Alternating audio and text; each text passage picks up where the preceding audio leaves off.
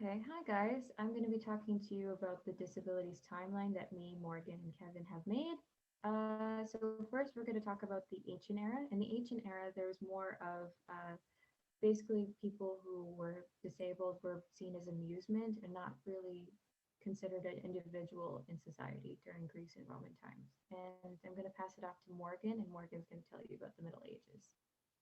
So, in the Middle Ages, the views on disability were mixed. Some viewed disability as punishment for a sin, while others viewed people with disabilities as having a higher form of piety, which is like your relation to God. Um, Although there were the creation of institutions at this time, many people with disabilities still lived in poverty, and even more so, they lived in poverty after the demolition of these institutions that happened due to evidence of neglect, abuse, and corruption. And during this time, caring for people with disabilities became more about somebody's reputation, such as the rich taking care of the poor, other than or rather than it being about the human that they were caring for. I'm going to pass it on for the 17th and 18th century. So the 17th, 18th centuries were times of change. It was when most institutions were trying to include more people to society, and they were also trying to get rid of those mistreatments and things that were going on. They were trying to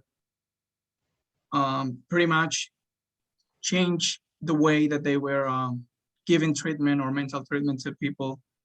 The 17th century was known as the asylum era. So this part of history was really important because it's when people started to take care of everyone and trying to include people with impairments and disabilities to society as much as possible. Some oral schools for the deaf were open in the 17th century, and it was a time for change. So I think this is a very important part of history.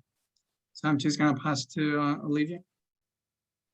I'm going to be talking to you about the 19th century. In the 19th century, there was a lot more of the sterilization and eugenic movement is being created during this time period, and then throughout like the later 1990s to the early 70s, a lot of those were laws and um, movements were being removed because they saw it as discrimination against people who were disabled. And then in the early 2000s, like SAGE, a lot of movements were being created that were basically used for including people who had disabilities in society.